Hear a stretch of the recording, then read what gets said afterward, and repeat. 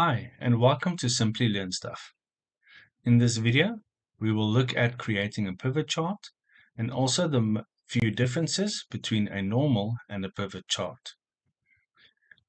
To the left, we have our data set, and to the right-hand side, we have a manually created table as well as a pivot table to be able to create charts and look at the differences.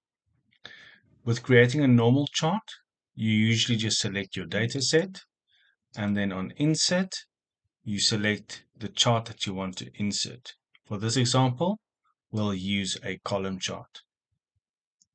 To add a pivot chart, you select the pivot table, and then on the Pivot Table Analyze tab, you select Pivot Chart, and then the chart that you would like to enter. For comparison, we'll also add a column chart for the pivot table. You will immediately see a significant difference between a normal chart and the pivot chart, which is the additional buttons that can be found. These buttons are linked to the pivot chart itself.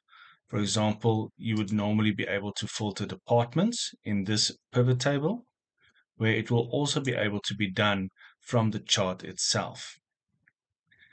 One of the big benefits between a pivot chart and a normal chart is if you are adding additional information to the pivot table itself, it automatically updates the chart.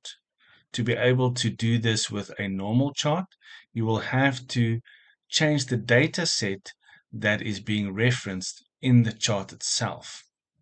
This makes a pivot chart a little bit easier to use, especially when creating dashboards, because you can manipulate your data in the pivot chart or the pivot table itself to quickly create different views to see which one will suit your data set best. I trust you find this video useful, and remember to like and subscribe.